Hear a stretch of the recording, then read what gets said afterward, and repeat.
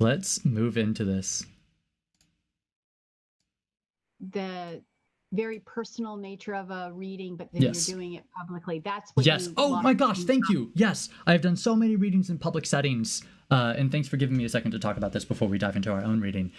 So many readings in public settings where, like, and it does get really personal and sometimes private. I've done them at parties. I've done them in bars. It's really fun, really interesting. I mean, just walking around with a deck of playing cards in my pocket, I get all sorts of opportunities. But I do. When I'm doing readings in a public setting, I'm drawing with an intention for myself that it's things that we can talk about safely here. You know, I really want, for the scope of the reading, I'll narrow it that way in my own intention setting as I'm drawing cards. You know, that this is appropriate for us to discuss publicly, but also helpful to you on a personal level. And that's why I've said before, like, I think that you can go a little deeper in the private reading when you book a private session. It's a different kind of space there when it's just the two of us. And I've had that. So yes, of course. We've done many readings together. You're shy about plugging yes. yourself, but he rocks. Like, those really are very, very nice readings. Thank you, Mom. Very good. But what are we doing now? That's what I was about to ask you. I love when I receive that question in a reading because I'm like, honestly, that's for you to answer. What would you like to look at in a reading together? I guess for me, I'm just facing challenges at this point. It is coming on the end of November, which means, as you know, my life, the crunch of the end of the semester. Yeah. Right. So there's a lot going on. For those of you that don't know your life, you're a professor at Lamont College. You teach philosophy. And a lot of things, I also have an administrative position. So a lot of things are all like have to happen in the next 30 days. And it's a lot. Yeah. And so I guess I'm just looking for, you know, where do I put myself best to get through it? Right. Right. Is that a good, clear enough question? That's a great focus for a reading because you're asking, how do I navigate this? And anytime that we can get a question down to a how-to kind of card draw, the way that I practice tarot, I'm looking for that kind of question that gives us a really clear focus. Yeah, I've learned not to ask, will it work out? Because then we're just going to run this whole song and dance and me being like, okay. What are you actually asking? Yes, end, but right. I just thought I'd save you the trouble. Excellent. Yeah, it's really fun working with people that are familiar with my process. It just makes it smooth, right? Okay, so right, there are challenges. We're recognizing that. You're wondering how to navigate them. I do have a follow-up question for clarification, just so we're setting a very clear intention. As you navigate these challenges, what are you hoping to achieve at the other end? World peace. No, I mean, let's shoot for the moon, right?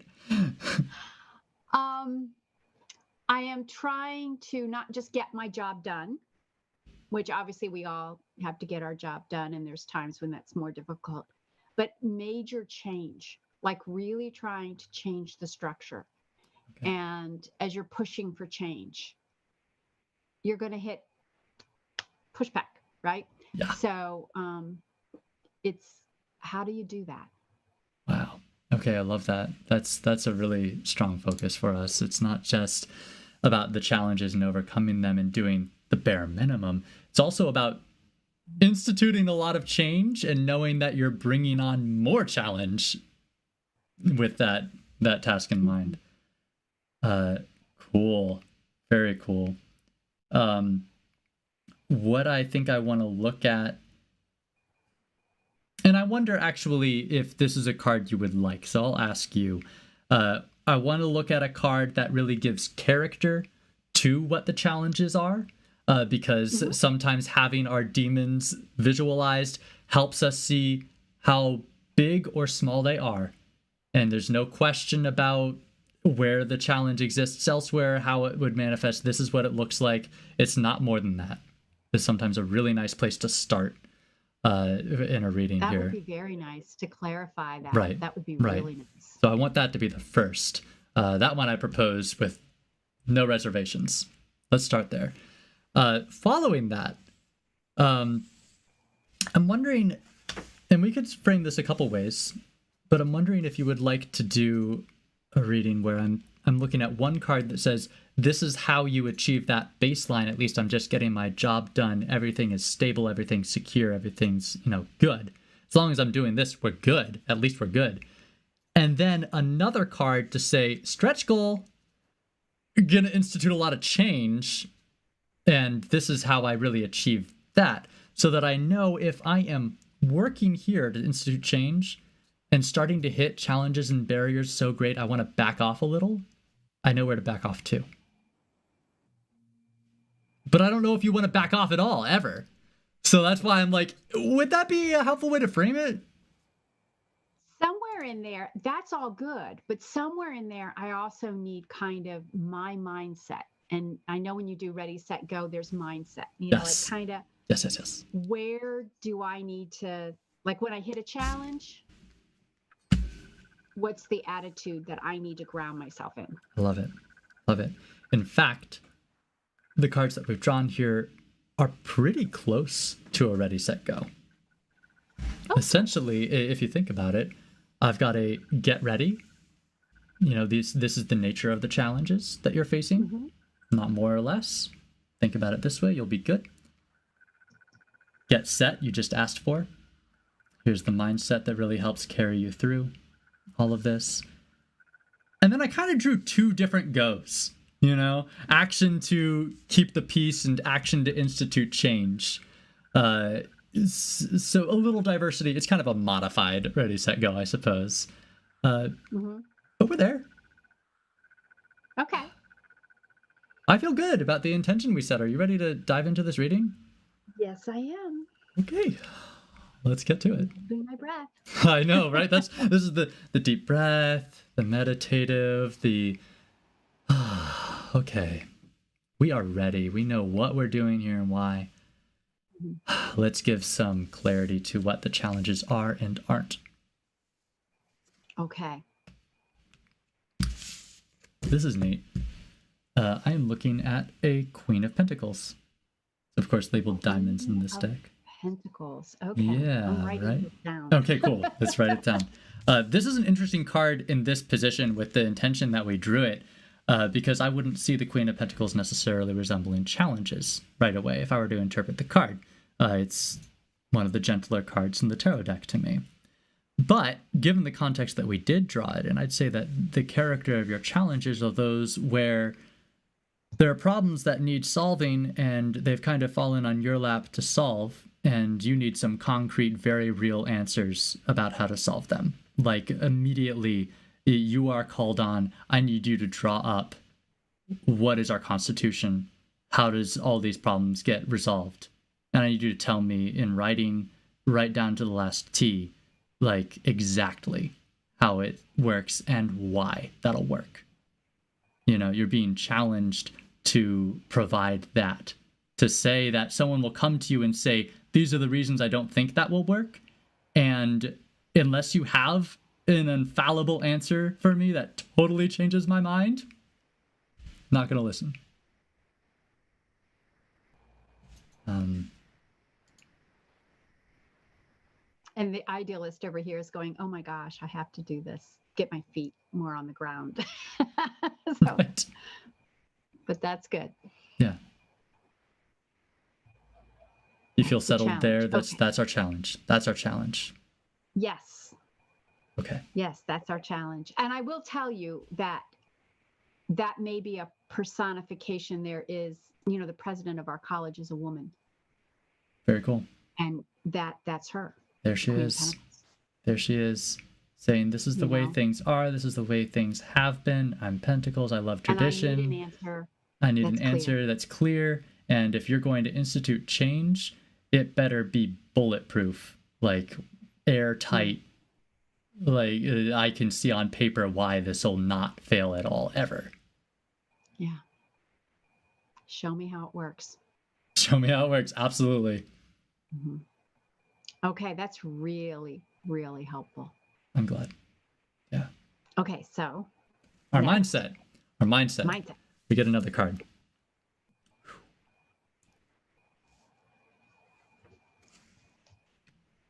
Oh, how interesting. Oh,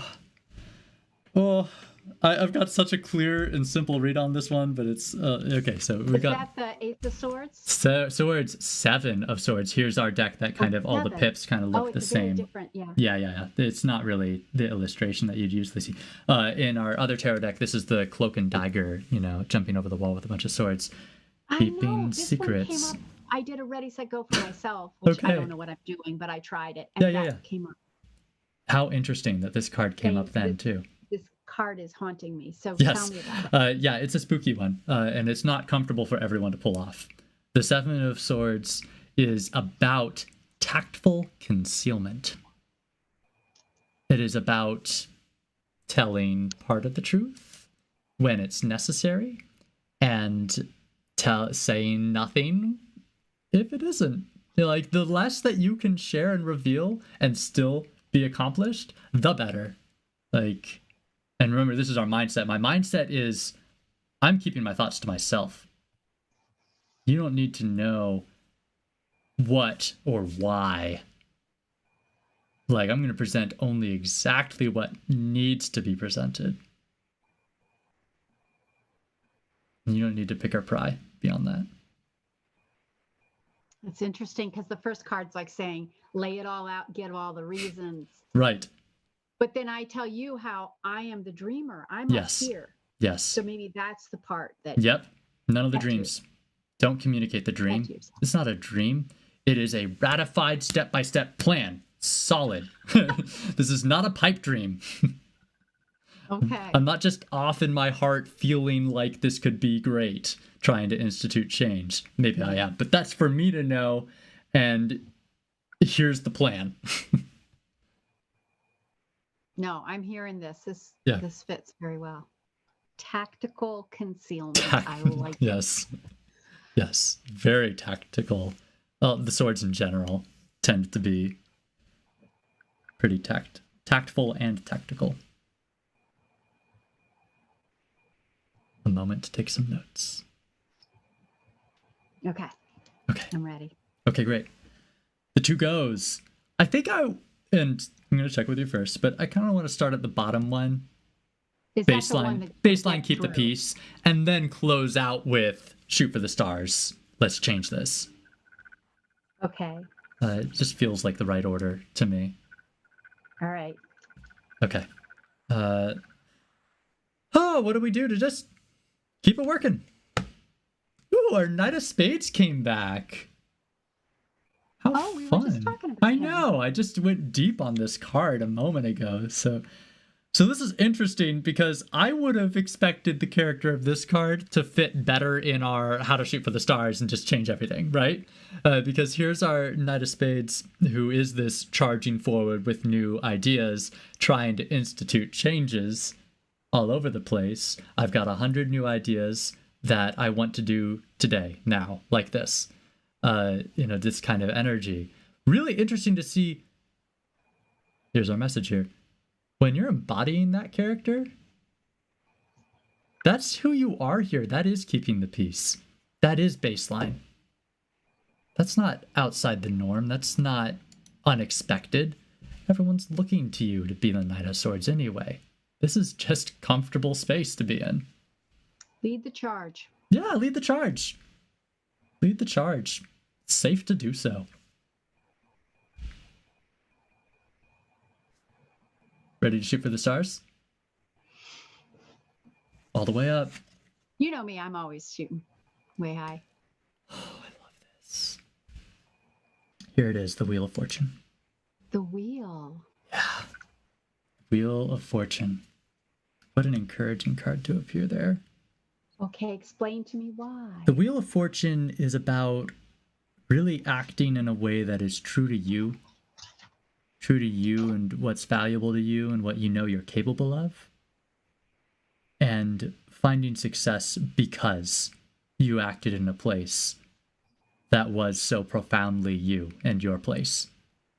The Wheel of Fortune is about finding that right time and place that is yours, that is your fortunate place. So I think now... What number is the wheel? It's the 10th. Oh, 10. It follows the Hermit. The Hermit's like where you kind of do the introspection to discover sort of what's valuable to you and who you are, that sets you up to claim your Wheel of Fortune. You know, I'm ready to be me. I understand a little deeper about who I am, and that equips me to meet fate, to find my fated place. You know, so this is interesting. In terms of shooting for the stars, the message is make sure that you're aiming for a place that you know is the dream, that you know is like, if fate had a way, it would be this. You know, if the stars aligned, we would land here. You know, there's a lot of focus there on, yeah, I mean, the Wheel of Fortune is a bit of a dreamy card. Interestingly enough, you're keeping your dreams to yourself, of course, but it is a bit of a dreamy card. And it's just about inviting the opportunity for fate to act. Really saying, at least I'm putting myself out there and making there opportunity for change to happen. I'm not just passing it. I have to at least take the shot that I think might land. Sounds like there's a lot here about trusting. Be true to yourself. Yes. Trust the process. You don't have to put it all out there. Yep. Because we have that 7 of swords. Yep. You know who you are. But you have it, and you need to stay true to that, and yes. Then let it. Okay. Yes. Let it just appear by demonstration. A year from now, everything that was clouded in your 7 of swords will be common fact across the faculty. And that was, you know... We'll have to see. We'll have to see. We have high hopes. High hopes. I've got high hopes, of course. Maybe I got my idolism from you. You might have gotten a touch of it. Maybe. Thanks for that one. It's led me to a pretty bright, happy life, I'd say. Thanks for that one. Yeah. Sounds like it.